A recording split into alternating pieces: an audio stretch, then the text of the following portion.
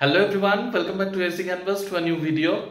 তো তোমাদের সকলের জন্য ইনফরমেশন নিয়ে বেশ কয়েকদিন বাদেই আজকে ভিডিও বানাচ্ছি, ইনফরমেশন সংক্রান্ত ভিডিও। অনেকেই রিকোয়েস্ট করেছো যে দাদা টিআরই 4.0 সংক্রান্ত ইনফরমেশন অবশ্যই দাও, তুমি অনেকদিন ধরে দিচ্ছ না। তো তার জন্যই আজকের এই ভিডিওটা। অ্যাকচুয়াল ব্যাপার কি চলছে এখন সেটা আজকের ভিডিওতে ডিটেলসে তো অবশ্যই আলোচনা করব।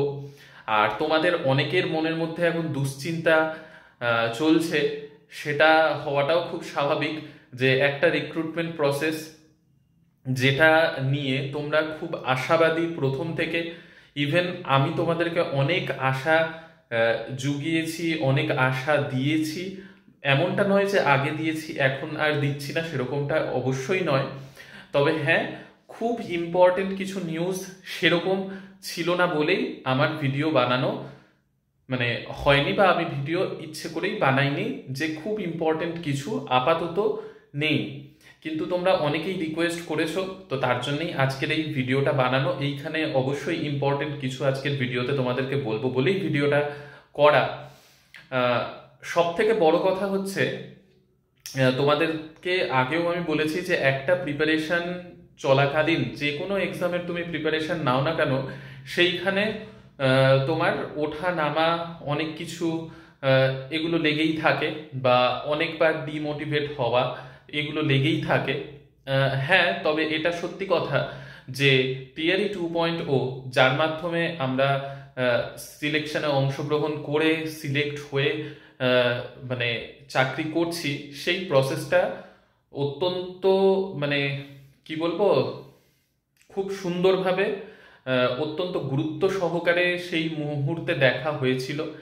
আর সেটা সত্যি কথা বলতে সেই মুহূর্তে বিহারের শিক্ষা বিভাগের যে এসিএস ছিলেন, উনার তত্ত্বাবধানেই অত্যন্ত স্পিডে কাজটা হয়েছিল। শুধু টিআরই 2.0 নয়, টিআরই 1.0। আচ্ছা, তো সেটা আলোচনার বিষয় নয়। তবে সেটা তোমরা অনেকেই বারবার বলো যে দাদা আপনাদের প্রসেস অনেক ফাস্ট হয়েছিল কিন্তু এই মুহূর্তে হচ্ছে না। তো অবশ্যই সেটা সত্যিই কথা, তার জন্যই এই কথাটা বলা। তবে একটা কথা আবারও বলবো যে দেখো, একটা প্রিপারেশন চলাকালীন ওঠা নামা এগুলো লেগেই থাকে, ডিমোটিভেট হওয়া এগুলো লেগেই থাকে। এবার ব্যাপার হচ্ছে টিআরই 4.0 কতদিনের মধ্যে আসতে পারে, বা টিআরই 3.0 যার কাউন্সিলিং কিন্তু হয়েছে, কিন্তু পিজিটির 6টা সাবজেক্টের এখনো পর্যন্ত ফাইনাল মেরিট লিস্ট বের করে কাউন্সিলিং বা ডিস্ট্রিক্ট অ্যালটমেন্ট কোনোটাই এখনো পর্যন্ত হয়নি। তো বর্তমানে বিহারের পরিস্থিতি কি, বা আমরা যেহেতু বিহারে থাকছি তার জন্য অনেকেই আমার উপর ভরসা করে যে দাদা ওখানকার হালচাল কি, তুমি সেটা খুব ভালোভাবে বলতে পারবে। অবশ্যই তোমরা আমার উপর যে এতটা ভরসা করো সেটার জন্য আমি আমারও খুব ভালো লাগে, বা তোমাদেরকে ইনফরমেশন গুলো দেওয়ার আমি অত্যন্ত চেষ্টা করি যে যাতে সঠিক ইনফরমেশনটা তোমাদেরকে দিতে পারি। তো দেখো, সত্যি কথা বলতে এই মুহূর্তে প্রথম যেটা আপডেটই বলতে পারো সেটা হচ্ছে সক্ষমতা 3 বলে। তোমাদেরকে আগেও সক্ষমতার কথা বলেছি। সক্ষমতা আমি ছোট্ট করে বলে দিই। সক্ষমতা হচ্ছে এত বছর ধরে বিহারেও কিন্তু এই যে বিপিএসসির মাধ্যমে যে রিক্রুটমেন্ট হয়ে এই যে রিক্রুটমেন্ট চলছে, এই প্রসেসটা কিন্তু বহু বছর পর, প্রায় ধরে নিতে পারো 13-14 বছর পর এই রিক্রুটমেন্ট প্রসেস নেওয়া হয়েছে, ঠিক আছে, বা নেওয়া চলছে। যার 4.0-তে তোমরা অনেকেই পরীক্ষা দেবে। তো বহু বছর আগের থেকে কি ওখানে টিচার রিক্রুটমেন্ট হতো না? হতো, কিন্তু সেইখানে কোনো এক্সাম ভিত্তিক টিচার রিক্রুটমেন্ট হতো না। তো তার জন্য তারা রাজ্যকর্মী ছিল না। তো যেই টিচাররা বহু বছর ধরে চাকরি করছেন, ইভেন তারা রাজ্যকর্মী নয়, তো তাদের জন্য সক্ষমতা বলে একটা এক্সাম অ্যারেঞ্জ করা হয়েছে, যার দুটো ফেজ অলরেডি হয়ে গেছে, সক্ষমতা 1, সক্ষমতা 2। আর নেক্সট এখন সক্ষমতা 3 এর নোটিফিকেশন বেরিয়ে গিয়েছে, অ্যাপ্লিকেশন স্টার্ট হয়ে গিয়েছে। তো সেই প্রসেসটা এখন বিহারে চলছে। এবার টিআরই 3.0 যতদিন না পর্যন্ত কমপ্লিট হচ্ছে ততদিন টিআরই 4.0 এর পুরো ব্যাপারটা কোনোভাবেই শুরু হবে না, সেটাও তোমরা সকলেই অবগত। তো এই টিআরই 3.0 যার প্রসেস কমপ্লিট হচ্ছে না, সেটার পেছনের কারণ কি? তো সেটার পেছনের সব থেকে বড় কারণ দেখো, এক তো ইলেকশন রয়েইছে। এবার অনেকে আমাকে ফোনেও জিজ্ঞাসা করেছে, দাদা কবে টিআরই 3.0 এর প্রসেসটা কমপ্লিট হবে। তো একটু ভালোভাবে তোমরা ভেবে দেখো যে টিআরই 3.0 কে এত টানা হচ্ছে কেন, পুরোটাই কিন্তু ইলেকশনের জন্য।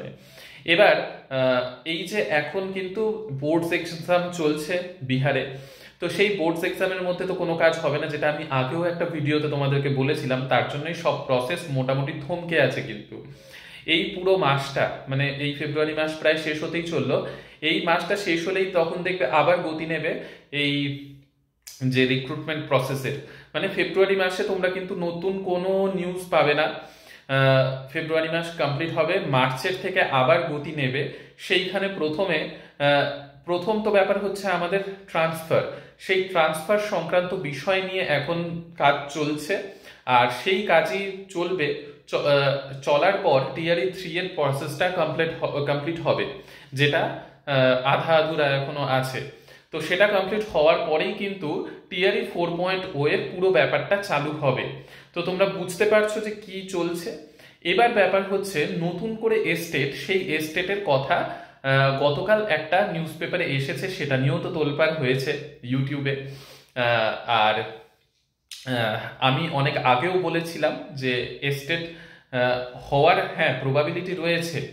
তবে যেহেতু ইলেকশন, সেটাকে কেন্দ্র করে একটা নতুন এস্টেট নিলেও নিতে পারে, তবে সেটা কনফার্ম কিন্তু এখনো পর্যন্ত নয়।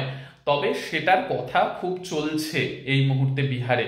কারণ বিহারের যেহেতু সেশনগুলো অনেকটা ডিলে করে হয়, সেটা বিএসসি মানে গ্র্যাজুয়েশনের হোক, মাস্টার ডিগ্রির হোক, তো তারা পাস আউট হয়ে গেলেও তাদের রেজাল্ট আসতে দেরি হয়। তার জন্য অনেকেই এস্টেট আগের বার দিতে পারেনি। তো সেটার জন্য সরকারের ওপর চাপ তো অবশ্যই রয়েছে, কারণ সরকারের ডিলের জন্য তারা পরীক্ষা দিতে পারেনি এস্টেট, এবং তারা অ্যাপ্লিকেবল হচ্ছে না বিপিএসসি টিআরই দেওয়ার জন্য।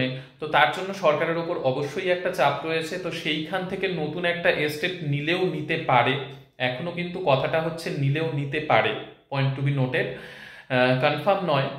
তবে যদিও বা হয়, সেই ক্ষেত্রে আমি একটাই কথা বলবো, যারা আগের থেকে এস্টেট ক্লিয়ার করে রয়েছে, হ্যাঁ তারা ভয় পাচ্ছ যে আরো অনেক কম্পিটিশন বেড়ে যাবে, তোমাদের জায়গায় এই ভাবনাটা আসাটাই মানে খুব স্বাভাবিক। তবে দেখো, একটাই কথা, পজিটিভ তো থাকতে হবে। আর তুমি যেহেতু অনেক এতগুলো মাস ধরে প্রিপারেশন নিচ্ছ, তুমি কিন্তু এখন যারা নতুন করে এস্টেট দেবে তাদের থেকে কিছুটা হলেও এগিয়ে থাকবে। সেটাই তোমার পজিটিভ মাইন্ডসেট কিন্তু মাথায় রাখতে হবে, অন্য কিছু না ভেবে। ঠিক আছে, বাকিটা তো সরকারের ব্যাপার। সরকার এখন নতুন করে এস্টেট নেবে কি নেবে না, সেটা পুরোটাই তাদের সিদ্ধান্তের ওপর আমাদেরকে নির্ভর করতে হবে, আমাদের ভেবে তো কোনো কাজ নেই। তো তার জন্য আমার একটাই কথা বলা, তোমরা প্রিপারেশন যেরকম নিচ্ছ সেটা নিতে থাকো। তবে আরো একটা জিনিস সুখবরই বলতে পারো, সেটা হচ্ছে শুধুমাত্র বিপিএসসি টিআরই 4.0 নয়, যেমন বিপিএসসি টিআরই 2.0 এর সময় ইএমআরএস এর এক্সাম হয়েছিল, কিন্তু সেই সময় ইএমআরএস এর এক্সাম আর বিপিএসসির এক্সাম একই ডেটে পড়ে গিয়েছিল বলে আমার মতো অনেকেই এক্সাম দিতে পারেনি দুটোতে। তো যাই হোক, সেটা আলাদা কথা। কিন্তু ইএমআরএস এর এক্সামও আসতে চলেছে, কেভিএস এর এক্সামও আসতে চলেছে। তার জন্য তোমাদের একটাই মাথায় রাখতে হবে যে টিচিং রিলেটেড তোমাদের যে প্রিপারেশন, সেই টিচিং রিলেটেড প্রিপারেশনটা তোমাদেরকে খুব ভালো মতো নিতে হবে। আর জেনারেল সায়েন্সের আমি যে এমসিকিউ এর ভিডিও দিচ্ছি, তারপরে কারেন্ট অ্যাফেয়ার্স এর এমসিকিউ এর ভিডিও দিচ্ছি, সেগুলো কিন্তু সব টিচিং এক্সামের জন্যই, গভর্নমেন্ট যে টিচার তার টিচিং এক্সামের জন্যই কিন্তু অ্যাপ্লিকেবল। তো তার জন্য তোমরা সুন্দরভাবে রিভিশন দিতে থাকো, প্রিপারেশন নিতে থাকো। কোনো রকমের কোনো যদি প্রিপারেশন রিলেটেড কোনো সমস্যা তোমাদের মনে হয়, অবশ্যই জানাতে পারো কমেন্ট সেকশনে। অ্যাকচুয়ালি আমি আরও একটা কথা বলি, হোয়াটসঅ্যাপে অনেকে আমাকে মেসেজ করো, তো কি হয়েছে আমি বলি, অনেকে আমার উপর রাগও করো যে দাদা হোয়াটসঅ্যাপে তুমি মেসেজের রিপ্লাই দাও না। আসল ব্যাপারটা কি হয়েছে, এত মেসেজ হোয়াটসঅ্যাপে হয়েছে না, মানে সত্যি কথা বলতে দেখে হয়ে ওঠে না, বা যেদিন হোয়াটসঅ্যাপটা যখন খুলি সেই সময় উপরে যাদের মেসেজ থাকে তাদেরকে রিপ্লাই দিয়ে দিই, আর নিচের গুলো রিপ্লাই দেওয়া হয় না, কারণ কতগুলো মেসেজের রিপ্লাই দেবো, সাথে অন্য আরো কাজ থাকে। তো তার জন্য তোমরা রাগ করো না, একটাই কথা বলবো, তোমরা ইউটিউবের কমেন্ট সেকশনে লেখো। ইউটিউবের কমেন্টটা দেখতে সুবিধা হয় সত্যি কথা হোয়াটসঅ্যাপের থেকে, কারণ হোয়াটসঅ্যাপে অনেক মেসেজ জমে গিয়েছে। তো তো তোমরা কোনো ডাউট থাকলে ইউটিউবের কমেন্ট সেকশনে অবশ্যই জানিও, আমি সলভ করার অবশ্যই চেষ্টা করব। যেমন তোমাদেরকে শুরুর থেকে হেল্প করার চেষ্টা করছি, অবশ্যই হেল্প করার চেষ্টা করব। ইভেন তোমাদের পরীক্ষা পর্যন্ত কেন, পরীক্ষার পরেও আমি তোমাদের সঙ্গে অবশ্যই আছি। তো যাই হোক, এইটুকুই ইনফরমেশন আজকের ভিডিওতে দেওয়ার ছিল। অনেকদিন তোমাদের সাথে কথাও হয়নি, অনেকেই রিকোয়েস্ট করেছিল যে দাদা একটা অবশ্যই ইনফরমেশনের ভিডিও আনো। তো কেমন লাগলো অবশ্যই জানিও। নেক্সট ভিডিওতে আবার দেখা হচ্ছে তোমাদের সকলের সাথে। সকলে সুস্থ থেকো, ভালো থেকো আর সঙ্গে থেকো।